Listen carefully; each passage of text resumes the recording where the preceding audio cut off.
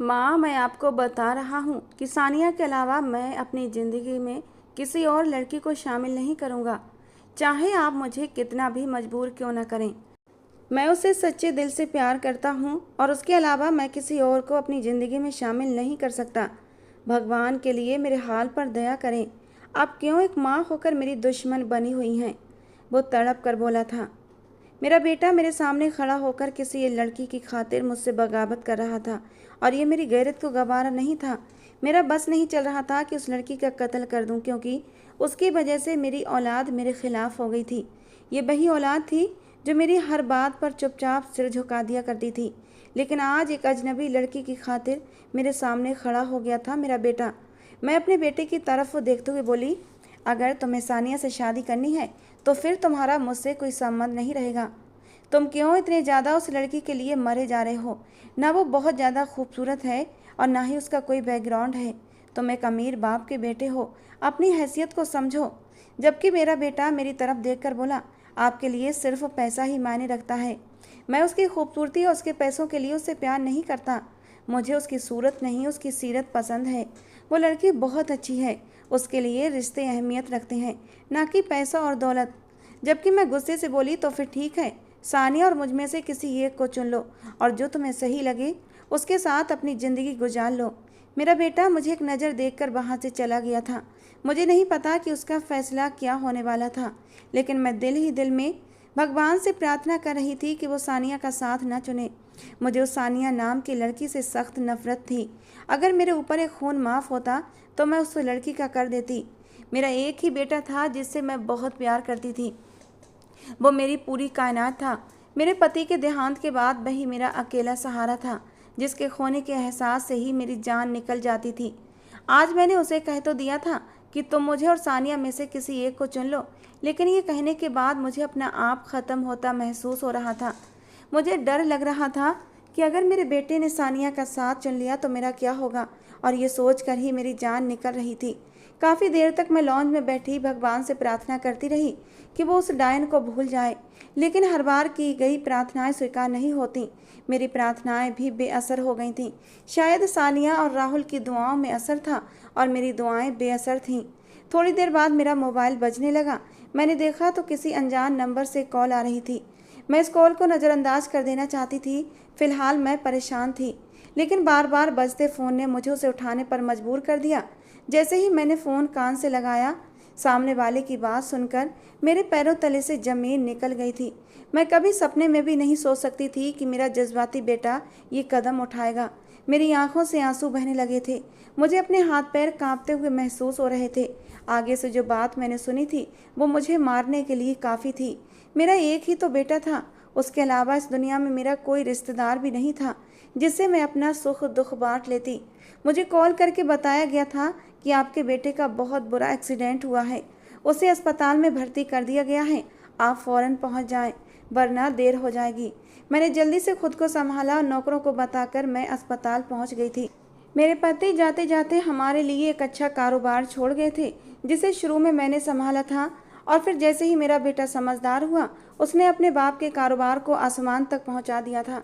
मुझे अपने बेटे पर फख्र था, मगर जो वो अब कर रहा था उसने मुझे परेशान कर दिया था। जैसे ही मैं अस्पताल पहुंची थी, डॉक्टर ने मुझे कहा कि आपके बेटे की तबीयत अभी बहुत ख़राब है और उसे दुआओं की सख्त ज़रूरत है। मेरे हाथ पैर फूल गए थे। मैं रो रो कर अपने भगवान से अपने बेटे के लिए गिड़गिड़ाकर दुआ कर रही थी। कहते हैं कि माँ की प्रार्थना आसमान तक को हिला देती है। शायद भगवान ने मेरी दुआएं सुन ली थीं। 24 घंटे के भीतर ही मेरे बेटे को होश आ गया और मैंने चैन की सांस ली, वरना मुझे लगा था कि मैं भी ख़त्म हो जाऊंगी। मैंने डॉक्टर से तुरंत ही अपने बेटे से मिलने की इच्छा रखी, मगर डॉक्टर बोले कि उन्हें किसी सानिया नाम की लड़की से मिलना है। वो बेहोशी में भी बार बार सानिया नाम ले रहे थे। डॉक्टर ने कहा, आप कुछ भी करके उस लड़की को बुलाएं। लगता है आपका बेटा सानिया नाम की लड़की से बहुत प्यार करता है। अगर वो उसे अपने सामने देखेगा तो उसके ठीक होने के चांस और भी ज़्यादा बढ़ जाएंगे। वो जल्दी ही रिकवर करेगा। मुझे उस लड़की से बेहद नफरत हो रही थी, लेकिन मेरा बेटा आईसीयू में पड़ा हुआ था। उसकी हालत ऐसी थी कि वो अभी भी मर सकता था, मगर इस पल भी मैं सानिया से नफरत करने से बाज नहीं आई थी। मैंने तुरंत ही अपने संबंधों का इस्तेमाल करके सानिया को खबर पहुंचाई कि राहुल आईसीयू में भर्ती है। कुछ देर बाद ही एक लड़की रोती हुई अस्पताल में दाखिल हुई। उसकी चीखों पुकार ने पूरे अस्पताल को हिला दिया था। मैं फौरन उस लड़की को हैरान होकर देख रही थी। वो रोते हुए रिसेप्शन पर मेरे ही बेटे का नाम पूछ रही थी, यानी यही सानिया थी। एक पल के लिए उसकी शक्ल देखकर मुझे उस पर तरस आया था। वो देखने में वाकई मासूम थी। बड़ी बड़ी काली हिरनी जैसी आंखें, लंबे घने बाल, संगमरमर की तरह तराशा खूबसूरत बदन। हाँ, रंग गोरा चिट्टा नहीं था, लेकिन कशिश ऐसी थी कि सामने वाले को अपनी ओर खींचती थी। वो रोते हुए मेरे पास आई। नर्स ने मेरी तरफ उंगली से इशारा किया था कि यही राहुल की माँ है। वो मुझे देखने लगी। एक पल के लिए मेरा इरादा बदलने लगा था। वो रोते हुए बोली, राहुल कैसा है आंटी? मेरा राहुल कैसा है? वो लोग कहते हैं कि उसकी तबीयत खराब है, वो आईसीयू में है। उसे क्या हुआ है? उसकी डूबती आवाज़ से साफ पता चल रहा था कि वो वाकई मेरे बेटे से बहुत प्यार करती है। उसका चेहरा आंसुओं से भीगा हुआ था, मगर इस पल भी मुझे उस लड़की से सिर्फ नफरत महसूस हो रही थी। मैंने उसकी तरफ देखा और उसके बाजू को अपने लंबे नाखूनों वाली उंगलियों से दबोचते हुए कहा, तुम्हारी वजह से मेरा लाल इस हालत में है। तुम क्यों मेरे बेटे की ज़िंदगी में जहर बनकर आई हो? वो अच्छी भली ज़िंदगी जी रहा था, तुम बिन वजह उसकी ज़िंदगी में आ गई हो और आज वो तुम्हारी वजह से यहाँ पहुँच गया है। मेरी बात सुनकर वो तड़प उठी, कहने लगी, मैं आपकी बातों का मतलब नहीं समझी। आप क्या कहना चाहती हैं? आंटी, आखिर मुझसे क्या गलती हुई है? मेरा बस नहीं चल रहा था कि मैं उसका गला दबा दूं। मैंने झटके से उसे धक्का दिया और अपने हाथ पीछे किए थे। मैं बात को ज़्यादा बढ़ाना नहीं चाहती थी, इसलिए गुस्से में बोली, जाओ वहाँ, मेरा बेटा ज़िंदगी और मौत की जंग लड़ रहा है। जाओ और उससे मिल लो। तुम्हारा नाम अब भी उसके होंठों पर है। जाकर अपनी ये मनहूस शक्ल दिखाओ ताकि उसे थोड़ी तसल्ली मिल सके। मैं तुम्हें बता रही हूँ, अगर मेरे बच्चे को कुछ भी हुआ तो मैं तुम्हें जिंदा नहीं छोड़ूंगी। मैंने बिना परवाह किए उसे सुनाया था। वो तेज़ी से आईसीयू के कमरे में दाखिल हो गई और मेरा बस नहीं चल रहा था कि मैं पूरे अस्पताल को आग लगा दूं। बुझा हुआ दिल लेकर मैं आईसीयू के शीशे के पास आकर खड़ी हुई। बाहर से अंदर का नज़ारा साफ दिख रहा था। मेरा बेटा बिस्तर पर लेटा हुआ था और वो लड़की उसके सीने पर सिर रखकर रो रही थी। मेरा बेटा दर्द के बावजूद भी उसके बालों में हल्के से उंगलियां चला रहा था। यही वो पल था जब मैंने अपने इरादे बदल लिए थे। मुझे अपने बेटे के अलावा कोई भी अच्छा नहीं लगता था और उसकी ज़िंदगी से बढ़कर मेरे लिए कुछ भी नहीं था। थक हार कर मैंने अपने बेटे के लिए सानिया को स्वीकार कर लिया। मेरे बेटे की ज़िंदगी का सवाल न होता तो मैं ये कदम न उठाती, क्योंकि मेरा बस नहीं चल रहा था कि मैं उस लड़की की सांसें ही छीन लूँ। थोड़ी देर बाद मैं भी आईसीयू में गई, लेकिन मेरे बेटे ने मुझसे मुंह फेर लिया। उसके पास ही सानिया बैठी हुई थी। मैंने हिम्मत करके अपने बेटे का हाथ थामा और इशारे से सानिया को अपने पास बुलाया। दिल चाह रहा था कि तुरंत उस लड़की का हाथ पकड़कर उसे अस्पताल से बाहर कर दूं, लेकिन मैंने खुद पर काबू पाया। मैं ऐसी कोई गलती नहीं करना चाहती थी जिससे कि मैं अपने बेटे की नज़रों में गिर जाऊं। सानिया तुरंत ही मेरे इशारे पर मेरे पास आई। मैंने अपने बेटे का हाथ थामकर सानिया के हाथ में रख दिया और अपने बेटे की आंखों में देखकर प्यार से बोली, मेरी जान, तुमसे बढ़कर मेरे लिए कुछ नहीं है। तुम ही मेरा आखिरी और अकेला सहारा हो। तुम्हारे पापा के बाद तुम ही मेरा सब कुछ हो। मैं तुम्हें किसी भी कीमत पर खोना नहीं चाहती, इसीलिए मैं तुम्हें तुम्हारी सानिया सौंप रही हूँ। बस तुमसे एक छोटी सी गुजारिश है कि इस लड़की को हमारे तौर तरीके सिखा देना। मैं इन चीज़ों में कोई भी कमी बर्दाश्त नहीं करूँगी। मेरी बात सुनते ही मेरे बेटे के चेहरे पर एक मुस्कान आ गई थी। मेरा बेटा मुझे गले लगाना चाहता था, लेकिन तबीयत खराब होने के कारण वो लेटे लेटे ही जोश में बोला, माँ, मुझे यकीन था आप मेरी मोहब्बत को समझने की कोशिश करेंगी। इसके अलावा मैं किसी को भी अपनी ज़िंदगी में शामिल नहीं कर सकता था। मैं आपका धन्यवाद करूं, मेरे पास ये शब्द नहीं है। वो बार बार सानिया की तारीफ़ कर रहा था और मेरा दिल जल रहा था। सानिया भी मुस्कुराते हुए मेरे बेटे को देख रही थी।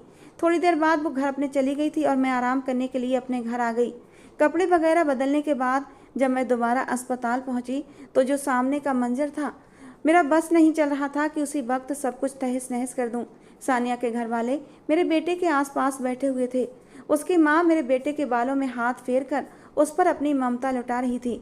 क्या मैं मर चुकी थी जो ये औरत मेरे बेटे को माँ का प्यार दे रही थी? मेरे शरीर में लावा सा फटने लगा था। मैंने बड़ी मुश्किल से खुद को काबू में किया और चेहरे पर मुस्कान सजाकर अस्पताल के कमरे में दाखिल हो गई। मेरा बेटा मुझे देखते ही बोला, लो आ गई मेरी मम्मा, आप इनसे मिले आंटी, ये मेरी माँ हैं और मम्मा ये सानिया की मम्मी हैं। वो हमें एक दूसरे से मिलवाते हुए बोला। वो औरत एकदम घरेलू सी लग रही थी। मैंने धीरे से उसे हेलो किया तो वो तुरंत अपनी जगह से खड़ी होकर मुझे गले लगाने की कोशिश करने लगी। मुझे ये सब कुछ बहुत अजीब लगा, मगर मैंने चुपचाप उस औरत को गले से लगा लिया। मेरा बस नहीं चल रहा था कि मैं उसे अभी धक्के देकर यहाँ से बाहर निकाल दूँ, लेकिन बेटे के प्यार के आगे मैं मजबूर थी। राहुल को 15 दिन अस्पताल में ही एडमिट रहना पड़ा। उसकी हालत काफ़ी सीरियस थी, मगर कुछ खुशियाँ मिलने के कारण वो जल्दी ही रिकवर हो गया था। मेरी जान में जान आ गई थी। जो भी था वो मेरी औलाद था, और उसे खोने के ख्याल से ही मैं खुद भी मरने को हो गई थी। 15 दिन बाद जब मैं अपने बेटे को अस्पताल से लेकर घर आई तो उसने तुरंत ही सानिया को भी साथ चलने को कहा। मैं सिर्फ खून के घूंट पीकर रह गई थी। मेरे बेटे के मुंह पर सिर्फ सानिया का नाम था, उसके आसपास सिर्फ सानिया ही थी, मैं कहीं भी नहीं थी। यह एहसास ही मुझे मारने के लिए काफ़ी था। उसे बेड पर लिटाने के बाद मैं चुपचाप कमरे से बाहर आ गई थी। मैं खुद को बहुत अकेला महसूस कर रही थी। जब से सानिया मेरे बेटे की ज़िंदगी में आई थी, मैं तो कहीं भी नहीं थी। काफ़ी देर तक मैं लॉन्ज में उदास बैठी रही। इस उम्र में औलाद का साथ एक माँ के लिए बेहद ज़रूरी होता है, लेकिन मेरा बेटा मुझे छोड़ रहा था और ये बात मुझे बहुत तकलीफ़ दे रही थी। वक्त का पहिया घूमता जा रहा था। उसकी शादी की तैयारियां होने लगी थीं और ये सब चीज़ें मेरी जान जलाने के लिए काफ़ी थीं। कुछ ही दिनों में मेरी शुगर का लेवल बहुत हाई हो गया था। मेरी तबीयत भी ख़राब रहने लगी थी, क्योंकि मैं अंदर ही अंदर घुट रही थी।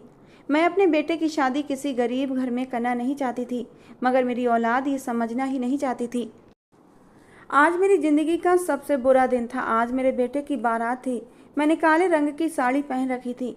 पार्लर वाले ने मेरा पूरा हुलिया ही बदल दिया था। नीचे घर मेहमानों से भरा हुआ था और मेरा बेटा उन सबके बीच बैठा मेरा इंतज़ार कर रहा था।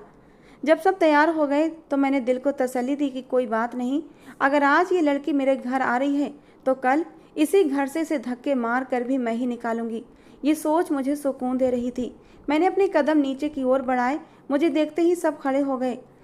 मैंने पास आकर अपने बेटे का माथा चूमा और बारात निकालने का हुक्म दे दिया। मेरे हुक्म की तामील की गई और लंबी दूरी तय करने के बाद हम शादी हॉल पहुंच चुके थे। मैं गर्व से चलती हुई अपने बेटे के करीब आई और उसे थामकर हॉल में दाखिल हुई। हमारा स्वागत फूलों की पंखुड़ियां बरसाकर किया गया था। मेरे बेटे के चेहरे पर एक खूबसूरत मुस्कान थी।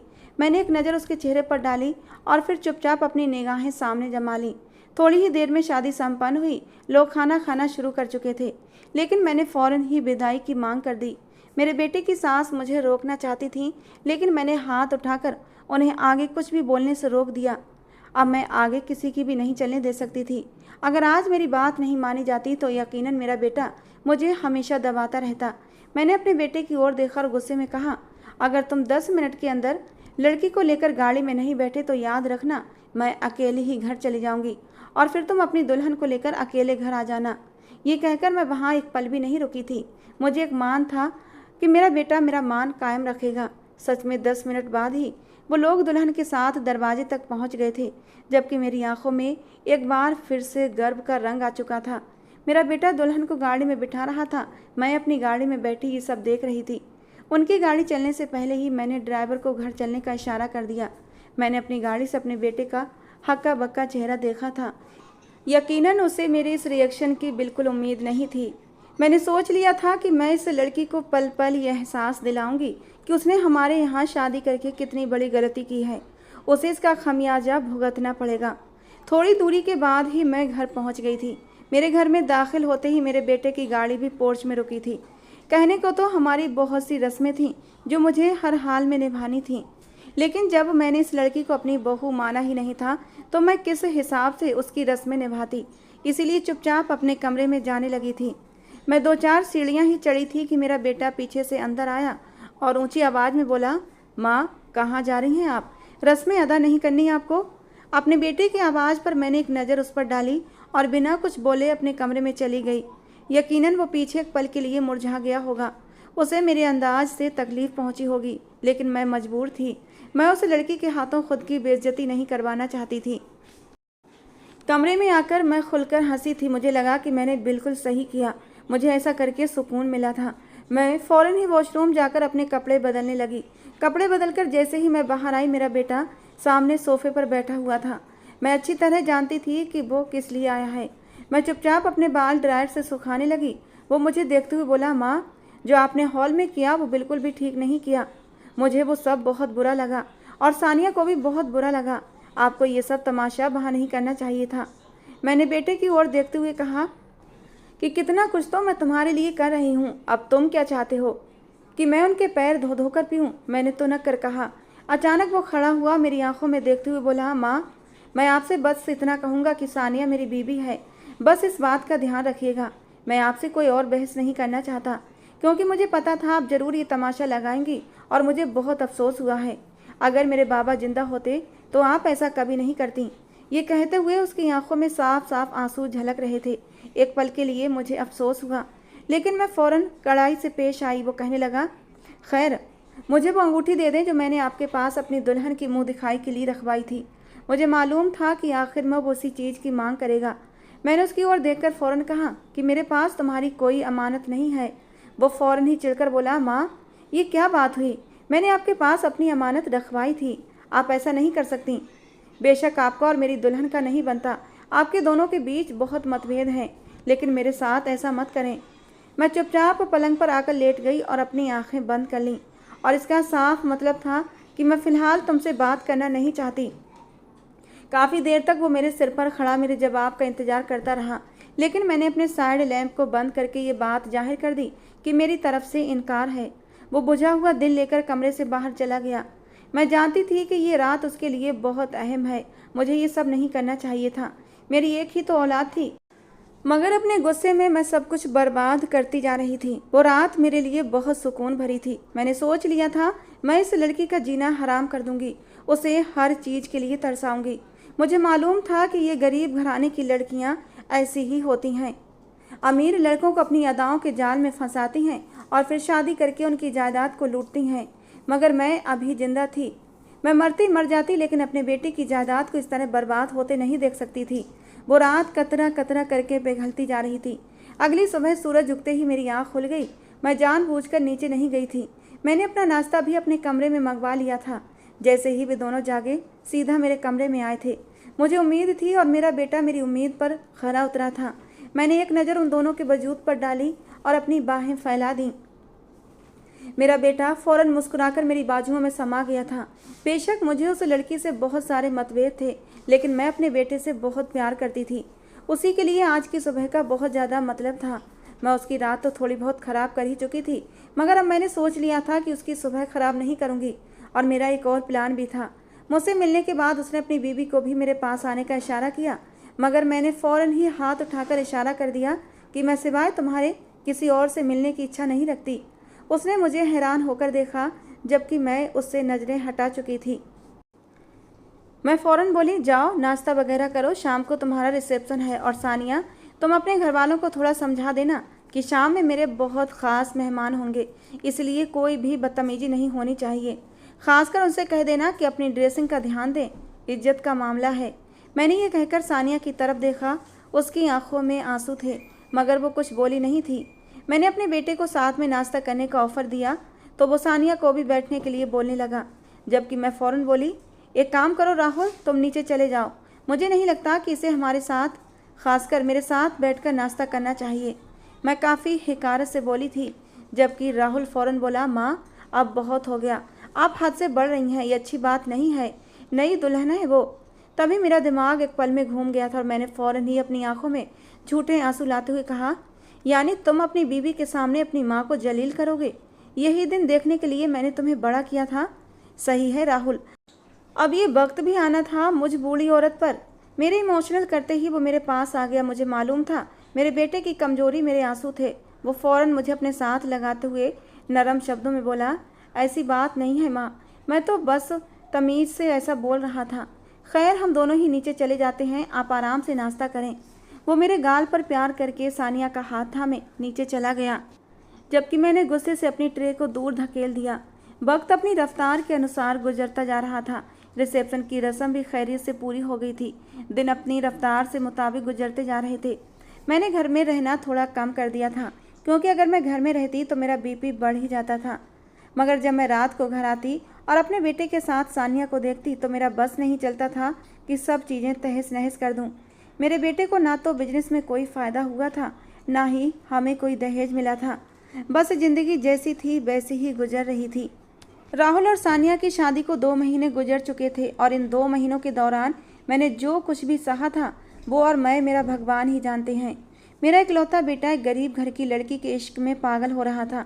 कभी उस पर किसी चीज़ का खर्चा करता तो कभी किसी चीज़ का। मेरा बस नहीं चल रहा था कि मैं इस लड़की का कत्ल कर दूं। यही सब सोच सोच कर मैंने एक ऐसा प्लान तैयार किया जिसके बाद मुझे मालूम था कि सब कुछ ख़त्म हो जाएगा, मेरी सारी परेशानियां ख़त्म हो जाएंगी। मैं कुछ ऐसा करना चाहती थी जिसके बाद मेरा बेटा सानिया से नफरत करने लगे और उसे अपनी ज़िंदगी से हमेशा के लिए निकाल दे। फिर मैं उसकी ज़िंदगी में एक ऐसी लड़की को शामिल करती जो हमारे बिजनेस में भी हमें फ़ायदा देती और मेरे बेटे के लिए भी अच्छा दहेज लाती। यही सब सोचकर मैंने कुछ ही दिनों में अपनी तरकीब सोच ली थी। बस मेरा सामान आने की देर थी। उसके बाद सब चीज़ें मेरी सोच के अनुसार होनी थीं। लेकिन ये सब मैं अपने बेटे के सामने नहीं कर सकती थी। इसीलिए मैंने सबसे पहले उसे घर से बाहर भेजने का प्लान बनाया और ये काम सिर्फ एक दिन में नहीं हो सकता था। इसलिए मैंने बिजनेस में ही कुछ ऐसा चक्कर चलाया कि उसे मजबूरन अगले शहर जाना पड़ रहा था। मैं भी अपना काम पूरा कर चुकी थी। 2 दिन पंख लगाकर उड़ चुके थे। रात को वो मेरे पास आया, आंखों में नमी थी। एक पल के लिए मैं हैरान हुई। वो मेरे करीब बैठ गया और मेरी ओर देखते हुए बोला, माँ, आपको मालूम है मैं आपसे कितना प्यार करता हूँ। बाबा के बाद आप ही मेरा सहारा हैं और जो खुशी आपने मुझे दी है वो मैं शब्दों में बयान नहीं कर सकता। उसका रुआंसा लहजा एक पल के लिए मुझे हैरान कर गया था। वो मेरी गोद में लेट गया और कहने लगा, माँ, आज मुझे इतनी खुशी हो रही है कि जिसकी कोई हद नहीं। सानिया मेरे लिए बहुत अच्छी साबित हुई है और ये सब कुछ सिर्फ आपकी वजह से हुआ है। वो काफ़ी देर तक मेरी गोद में बैठा रहा और मुझसे बातें करता रहा। बात करते करते उसकी आंखों से आंसू बहने लगते थे। मुझे अपने इरादे अब गलत लगने लगे थे। मैं अपने बेटे की हंसती खेलती ज़िंदगी उजाड़ना चाह रही थी, मगर मैं मजबूर थी। मुझे वो लड़की एक पल भी अपने बेटे के साथ बर्दाश्त नहीं थी। बेशक उसने इन 2 महीनों में मेरा दिल जीतने की हर संभव कोशिश की थी, मगर फिर भी वो मुझे पसंद नहीं थी। वो मुझे अपना और सानिया का ख्याल रखने की ताकीद करता रहा। अगली सुबह होते ही वो काम के लिए दूसरे शहर जा चुका था। घर में सिर्फ मैं और सानिया और कुछ नौकर थे। सानिया को बिरयानी बहुत पसंद थी। दोपहर के वक्त जब सारे नौकर अपने काम करके सर्वेंट क्वार्टर में चले गए तो मैं चुपचाप किचन में आई। मैंने एक निगाह बाहर की तरफ डाली और चुपचाप अपने हाथ में छुपी हुई सफ़ेद पुड़िया निकाल कर उसमें डाल दी। ये पुड़िया कोई मामूली चीज़ नहीं थी, बल्कि जहर था। मैं सानिया को ख़त्म कर देना चाहती थी ताकि मेरा रास्ता साफ हो जाए। मैंने सोच लिया था कि मैं सानिया को अपने ही घर के तहखाने में छुपा दूंगी और अपने बेटे से कह दूंगी कि वो अपने आशिक के साथ भाग गई है। उसे कोई तुमसे भी अमीर लड़का मिल गया है और वो उसके साथ चली गई। मुझे ये सब बहुत आसान लग रहा था। अपने प्लान के मुताबिक बिरयानी हम दोनों ने साथ बैठकर खाई थी। सानिया हैरान भी हुई थी। उसके चेहरे के भाव देखकर मुझे बहुत मज़ा आ रहा था। वो मेरे साथ झिझकते हुए बैठ गई थी। हम दोनों ने मेज़ पर ही बैठकर बिरयानी खाई। बिरयानी खाते ही उसकी तबीयत ख़राब होने लगी और फिर अचानक ही वो बेसुध होकर ज़मीन पर गिर पड़ी। मेरा काम पूरा हो चुका था। एक पल के लिए मुझे उस पर तरस आया था, मगर मैं मजबूर थी। मैंने उसे घसीटा। नौकरों को मैं पहले ही मना कर चुकी थी कि कोई भी दोपहर के बाद क्वार्टर से बाहर नहीं आएगा। मैं फ़ौरन ही उसे घसीटकर तहखाने में लाई और वहाँ उसे फेंक कर एक मुस्कुराती नज़र उसके वजूद पर डाली और चुपचाप अपने घर के अंदर आ गई। मेरे प्लान के अनुसार अगले दिन ही मेरा बेटा वापस आ गया था और मैंने उसे रो रो कर झूठी कहानी सुना दी। मेरा बेटा न जाने कितनी देर तक मुझे हैरान आंखों से देखता रहा। मेरे सोच के ठीक अनुसार वो मेरे गले लगकर बहुत रोया था और मैं दिल ही दिल में अपने प्लान पर खुश हो रही थी।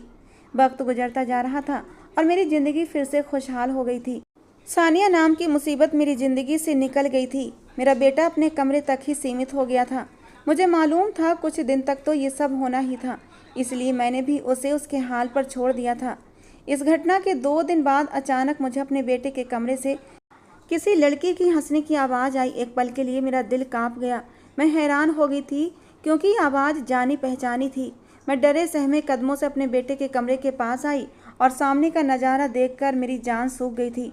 मेरा बेटा सानिया के साथ बैठा हंस रहा था, हाथ पर ताली मार कर खिलखिला रहा था। उनकी बातें जैसे ही मेरे कानों में पड़ी मेरे रोंगटे खड़े हो गए थे। मैं उल्टे पांव अपने कमरे में भाग कर आई। सानिया जिंदा थी तो फिर वो कौन थी? मैं फ़ौरन ही तहखाने की तरफ भागी और जैसे ही तहखाना खोला वहाँ सानिया का कोई नामो निशान नहीं था, यानी सानिया जिंदा थी। जैसे ही मैं मुड़ी मेरा बेटा मेरे पीछे ही खड़ा था। वो मुझे देखकर ज़ोर ज़ोर से ताली बजाने लगा।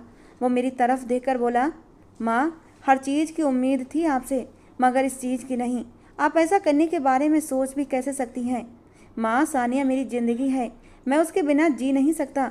अगर सानिया मर जाती तो मैं भी मर जाता। माँ बाप तो औलाद के लिए बड़ी से बड़ी कुर्बानी देते हैं, और आप एक छोटी सी कुर्बानी न दे सकीं, मेरी पसंद की लड़की को स्वीकार न कर सकीं। आखिर क्यों माँ? आपने नहीं देखा जब से मेरी और सानिया की शादी हुई है मैं कितना खुश रहने लगा हूँ, लेकिन आपने तो मेरी मौत का सामान कर दिया। अगर उस दिन सानिया आपको जहर मिलाते न देख लेती और अपनी प्लेट आपकी नज़र बचाकर साइड न कर देती तो अब तक सानिया वाकई मेरी ज़िंदगी से जा चुकी होती। आपने सानिया को तो मार ही दिया था, तो समझ लेना कि सानिया के गम में आपका बेटा भी मर गया।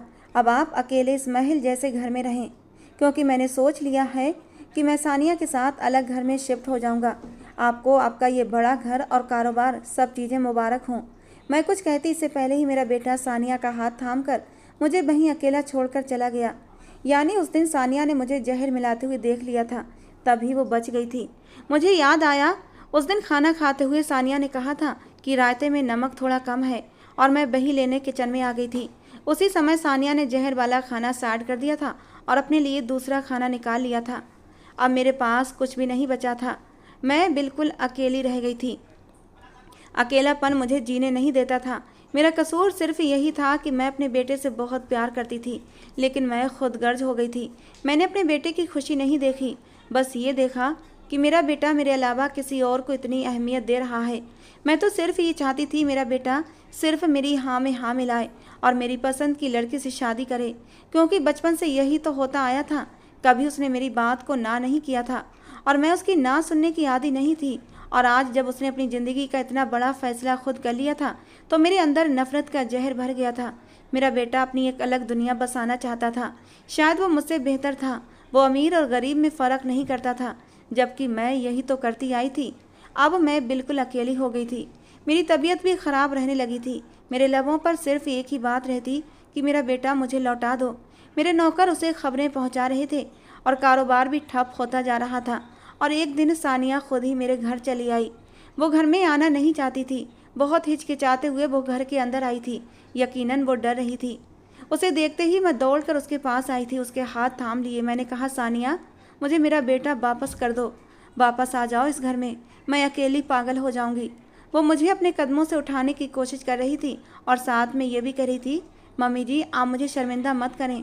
मैं वादा करती हूँ कि मैं राहुल को लेकर वापस ज़रूर आऊँगी। मुझे उस लड़की पर यकीन तो नहीं था। मैं काफ़ी देर तक अपने बेटे का इंतज़ार करती रही, लेकिन वो नहीं आया। मगर सानिया, जिससे मैं नफरत करती थी, उसने अपना वादा पूरा किया। अगले ही दिन वो मेरे बेटे को घर ले आई। उसे देखते ही मेरी आधी तबीयत ठीक हो गई थी। मैंने उससे माफ़ी मांगी और वादा किया मैं अब आगे से ऐसी कोई गलती नहीं करूँगी जिससे हमारा परिवार टूटे। और मैं आप सबसे कहती हूँ कि लालच बुरी बला है। मेरे बेटे ने दिन रात मेहनत करके बिना किसी की मदद के ही हमारा कारोबार दोबारा से ऊंचाइयों पर पहुंचा दिया। आज मैं 2 पोतों की दादी हूं और बहुत खुश हूं। गरीब घर की बेटियां भी बहुत अच्छी होती हैं, सभ्य और संस्कारी होती हैं। उन्हें रिश्तों की अहमियत का पता होता है, क्योंकि उनके पास सिर्फ रिश्तों की ही दौलत होती है और वो उसे सहेज कर रखती हैं। लालच की पट्टी आंखों से उतार कर देखें और किसी मजबूर गरीब बेटी को अपने घर की बहू बनाने से परहेज ना करें। वो बहुत अच्छी होती हैं अगर उन्हें समझा जाए तो। दोस्तों, आज की हमारी कहानी आपको कैसी लगी ज़रूर बताना। पसंद आई हो तो प्लीज़ लाइक करना। रोज़ एक नई कहानी सुनने के लिए हमारे चैनल को भी सब्सक्राइब करना। मिलते हैं दोस्तों अगली किसी नई कहानी के साथ।